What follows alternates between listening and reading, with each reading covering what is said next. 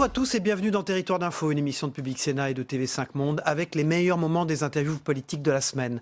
Lundi, c'est Manon Aubry, la tête de liste La France Insoumise aux élections européennes, qui était sur notre plateau à quelques heures de l'ouverture de la grande conférence sociale organisée à Matignon. Cette dernière a notamment reproché au gouvernement d'avoir mis à l'écart les syndicats durant la première partie du quinquennat. Vaut mieux tard que jamais, vous allez me dire. Mais c'est bien qu'ils découvrent qu'il y a des corps représentatifs dans notre société, que sont les syndicats, qui sont des acteurs majeurs, qui doivent être mis autour de la table. Je regrette qu'au moment où il a fallu détricoter le code du travail, à peine arrivé au pouvoir, ils se sont bien passés du rôle des syndicats. Et puis moi, j'ai envie de faire une proposition aujourd'hui au Premier ministre, quitte à mettre l'emploi au cœur de la bataille du gouvernement.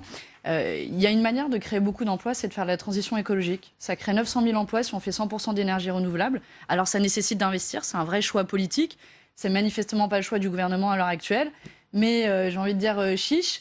On est à l'aube d'une nouvelle extinction de masse. À Metz, G7 à Metz. Je vous en avais peut-être parlé ce matin. Rapport qui est publié, le rapport le plus alarmant jamais publié sur la question de la biodiversité. On va faire une 6e extinction de masse, 1 million d'espèces qui vont disparaître. Je crois qu'il y a consensus en la matière. Il faut sauver la planète, sauver le climat.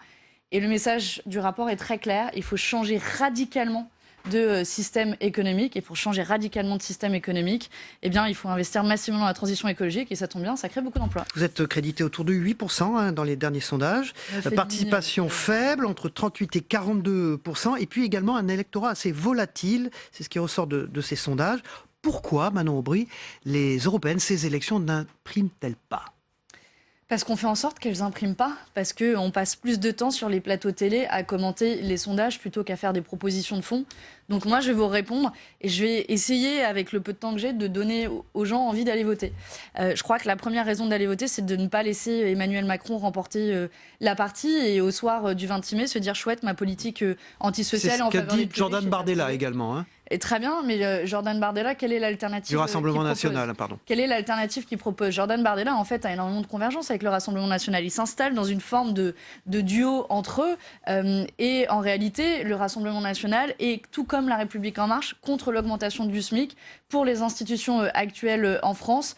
Le Rassemblement national s'est abstenu sur la directive travail détaché au niveau européen, ou encore les alliés de Madame Le Pen proposent en Autriche la semaine de travail à 60 heures de travail. Ça ressemble un peu au travailler plus pour gagner moins d'Emmanuel Macron. Donc je pense qu'il faut sortir de ce duo mortifère et montrer qu'une troisième voie est possible. Une réelle alternative, c'est celle qu'on met sur la table. 33 listes, c'est un record. Est-ce que vous regrettez de ne pas avoir su convaincre les Gilets jaunes de se rallier à la liste des... Alors, plusieurs choses. D'abord, des Gilets jaunes, il y en a 79 sur notre liste, puisque l'ensemble de la France Insoumise était mobilisé dans ce mouvement, même si on n'avait absolument pas la prétention de représenter l'ensemble du mouvement. On a toujours été très vigilants là-dessus. Une deuxième chose, c'est que dans la constitution de notre liste, on a essayé, autant que faire se peut, d'avoir une démarche de rassemblement la plus large possible. Moi, je suis tête de liste, je viens pas des rangs de la France Insoumise, j'avais jamais milité politiquement avant et je viens du milieu associatif. On a Emmanuel Morel qui vient du Parti Socialiste, Sergio Coronado qui vient d'Europe Écologie Les Verts, d'autres acteurs syndicaux et associatifs. On a essayé de faire cette démarche de rassemblement la plus large possible. J'aurais espéré qu'elle soit encore plus large parce que, oui, en effet, pour peser, il faut pouvoir se rassembler le plus largement possible. Mais après, c'est la démocratie et c'est normal que chacun qui veuille se présenter puisse le faire. Mais quand même, il y a une demi-douzaine de listes à gauche. Du coup, est-ce que vous redoutez une dispersion des voix ? Bien, je pense que s'il y a une demi-douzaine de listes à gauche, il y a plusieurs voies qui sont proposées. Et aujourd'hui, nous sommes la seule liste qui propose une rupture avec les règles européennes actuelles telles qu'elles existent, qui remettent en cause un certain nombre de dogmes européens, comme le libre-échange qui est inscrit dans les traités européens, comme l'austérité budgétaire de 3% de déficit qui empêche d'investir massivement dans la transition écologique, ce qui me permet de boucler la boucle avec ce que je disais initialement et l'ambition de faire 100% d'énergie renouvelable, ou encore avec la mise en concurrence de nos services publics qui est imposée aussi par les règles européennes. Et donc il y a des divergences à gauche aujourd'hui qu'il ne faut pas nier et qui expliquent pourquoi aussi nous nous trouvons sur des listes différentes par rapport à Europe Écologie Les Verts ou le Parti Socialiste. On peut partager une ambition écologique, mais je crois que la méthode est différente et nous allons jusqu'au bout de la démarche pour nous donner les moyens de prendre à bras le corps l'urgence climatique. Vous insistez quand même Oui. sur l'écologie, la transition écologique. Nathalie Loiseau propose la création d'une banque pour le climat, d'y affecter 1 000 milliards. Est-ce qu'il y a des convergences à imaginer avec ce type de proposition ? Vous savez, quand j'entends, et j'ai lu le long papier du JDD sur les propositions écologiques de Nathalie Loiseau hier, moi ça me fait assez rire parce que c'est vraiment l'écologie de salon. C'est super, on a plein de bons principes, mais regardez ce qu'ils font et ce qu'ils ont fait en pratique. Par exemple, elle dit que les accords de libre-échange devraient être, la signature des accords de libre-échange devrait être conditionnée à un certain nombre d'objectifs en matière climatique. Ah bon ? Qui a soutenu l'accord de libre-échange avec le Canada, cet accord qui s'appelle le CETA, le même gouvernement auquel elle a appartenu. Et moi, j'ai envie de dire, puisque cet accord de libre-échange n'a pas encore été ratifié par l'Assemblée nationale et le Sénat, eh bien, dites à vos députés de ne pas le ratifier parce qu'il y a eu des études qui prouvent que c'est un impact négatif sur le climat. Vous voyez, la politique en matière écologique est pleine de contradictions. Et à l'heure de ce nouveau rapport sur la biodiversité qui exige un changement radical de politique économique, je crois que la politique des petits pas proposée par le gouvernement en matière climatique ne suffira pas. Mardi, c'est Frédéric Pechnard, candidat LR aux élections européennes, qui était sur notre plateau. Ce dernier a vivement critiqué l'attitude du Rassemblement national sur les sujets de l'immigration et de la sécurité, l'accusant de voter contre tout au niveau européen. Moi, le Rassemblement national, qui a fait notamment de la lutte contre l'immigration un de ses chevaux de bataille, je m'étonne quand même qu'ils aient voté systématiquement à l'Europe contre tout. Le Rassemblement national a voté contre le budget d'Europol, il a voté contre le PNR. On a même entendu Marine Le Pen qui disait que les terroristes ne prenaient pas l'avion, c'était pas la peine de voter le PNR. Le PNR, c'est le Passenger Name Record qui permet au service de sécurité de savoir qui monte et qui descend des avions. Alors que c'est une évidence que les 99% des terroristes français qui sont partis combattre en Syrie et en Irak sont partis en avion, si vous voulez.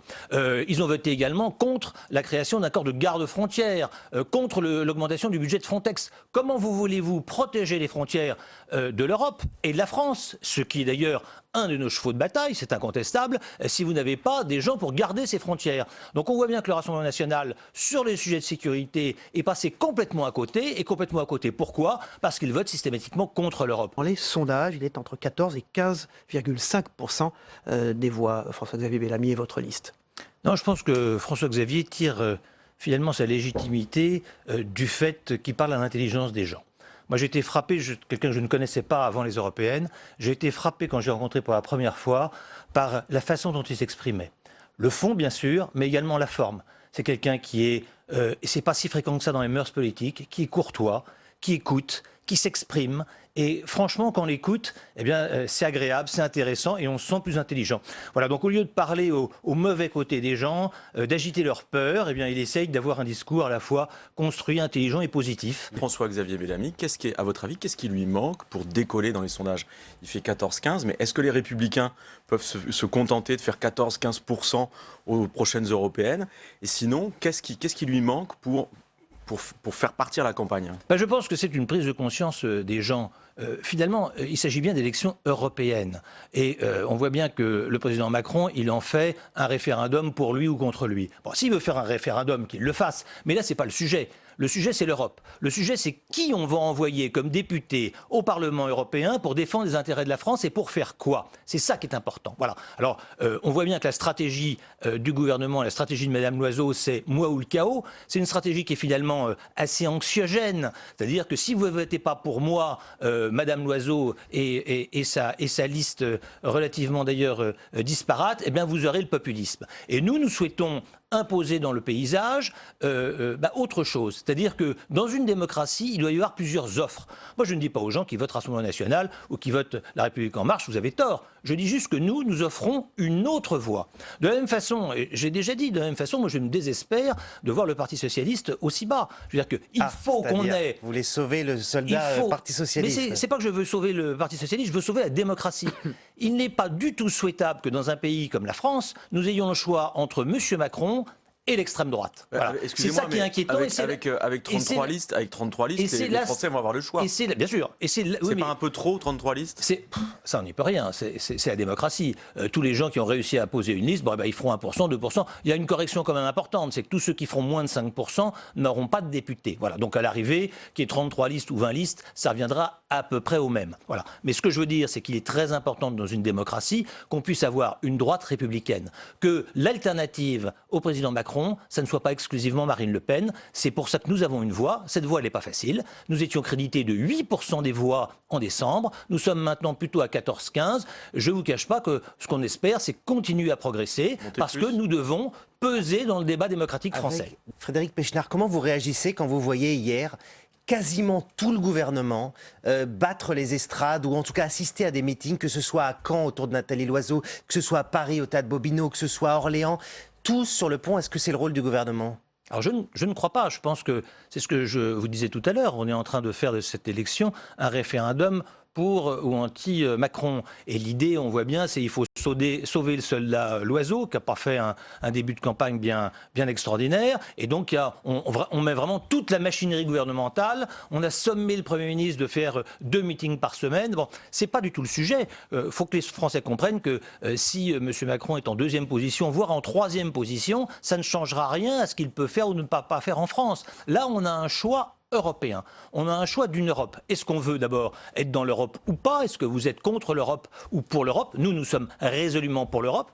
Et ensuite, quelle Europe nous voulons? Nous voulons une Europe qui respecte notre pays. La biodiversité, Emmanuel Macron, vous le savez, a annoncé une série d'actions pour une terre habitable. Il y a reçu une délégation des experts de l'ONU sur la biodiversité. Vous savez qu'elle est en très grand danger.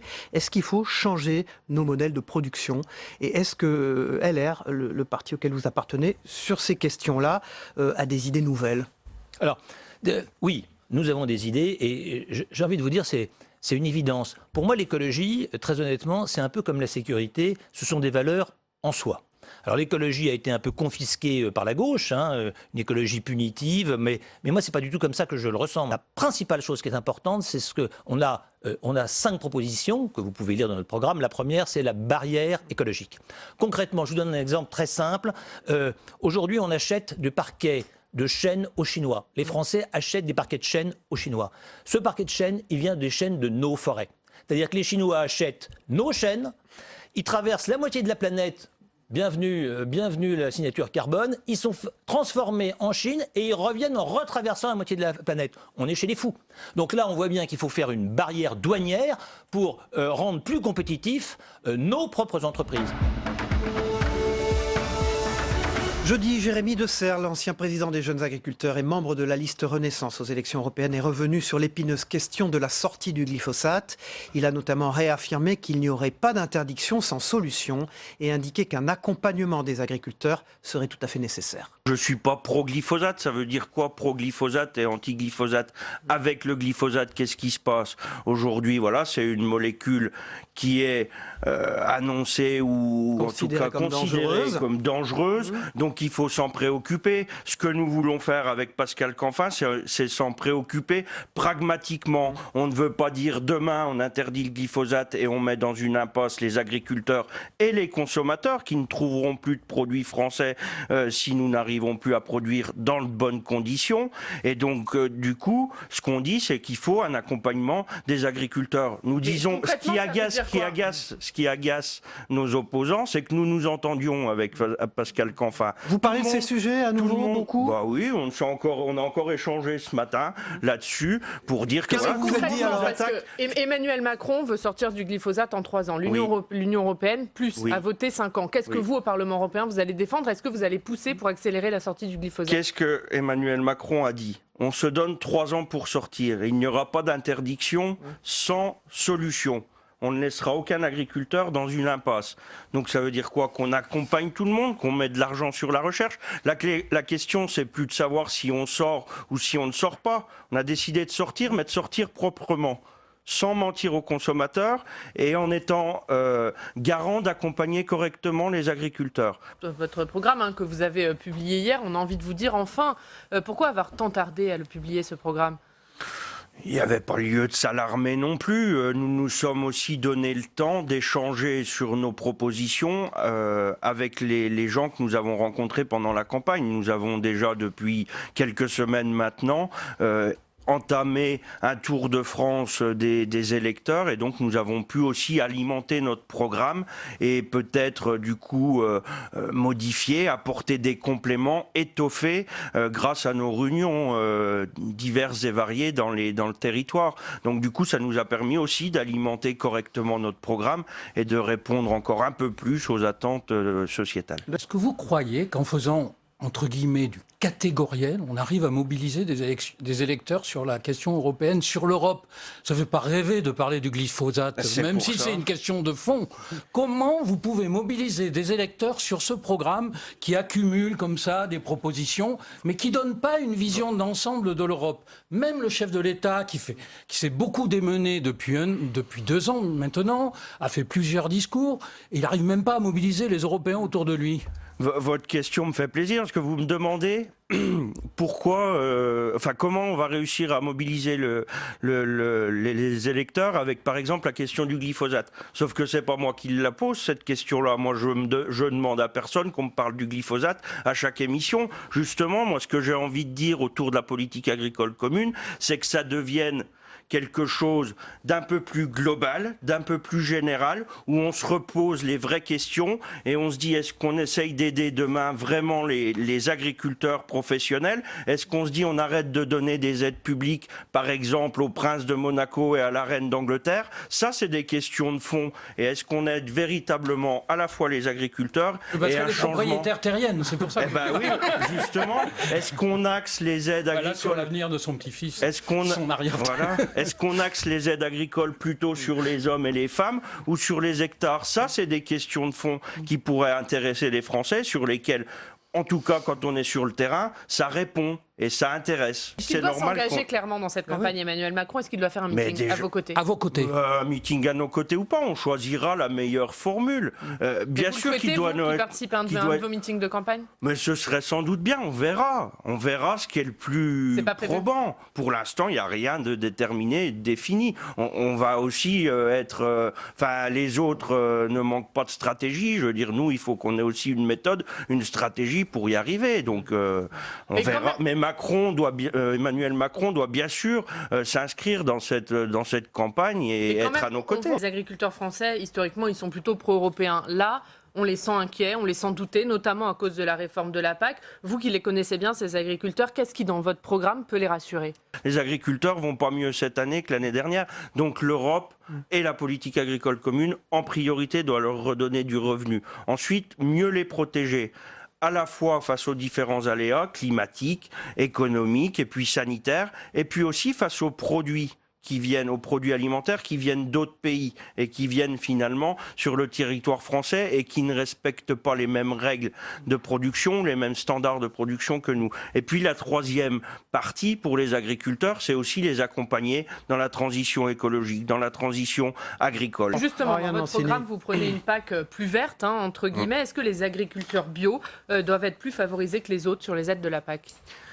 On ne peut plus aujourd'hui, on ne doit plus, et on le fait encore trop, opposer les modèles. Donc l'idée, il faut accompagner les agriculteurs bio à continuer, à rester, et puis surtout accompagner les filières d'agriculture biologique à mieux se structurer pour que le fait d'être agriculteur biologique rapporte une valeur ajoutée certaine dans les exploitations agricoles. Et aujourd'hui, ce n'est pas toujours le cas. Et bien sûr, il faut accompagner, j'allais dire, tous les autres modèles ou tous les autres systèmes vers une agriculture, effectivement, qui répond encore mieux aux attentes sociétales. Donc, au-delà du bio et du conventionnel, il faut accompagner toutes les agricultures correctement. Vendredi, nous recevions Hervé Juvin, candidat Rassemblement national aux élections européennes. Il indiquait que son parti était le seul vrai parti européen, celui qui voulait rendre leur souveraineté aux États. Il a notamment prôné la transformation de l'Union européenne en une alliance européenne des nations. Nous sommes les vrais Européens. L'Union européenne n'est pas l'Europe. La Suisse, la Serbie, la Norvège, demain la Grande-Bretagne font à l'évidence partie de l'Europe. L'Union européenne n'est pas l'Europe. Et l'Union européenne qui s'attache à déconstruire les nations sans proposer aucune forme politique soutenable et durable affaiblit gravement l'Europe. Je crois qu'aujourd'hui, l'Union européenne telle qu'elle est conduite est une vraie menace pour les Européens. On le voit bien avec son refus d'attester la spécificité de la civilisation européenne et de ses racines judéo-chrétiennes. On le voit bien avec l'attachement à déconstruire tout ce qui fait la force et la puissance des nations et leur rayonnement dans le monde. L'Union européenne suit un chemin dangereux. Les vrais Européens, c'est nous, parce que nous voulons rendre aux nations européennes leur souveraineté et leur rayonnement dans le monde.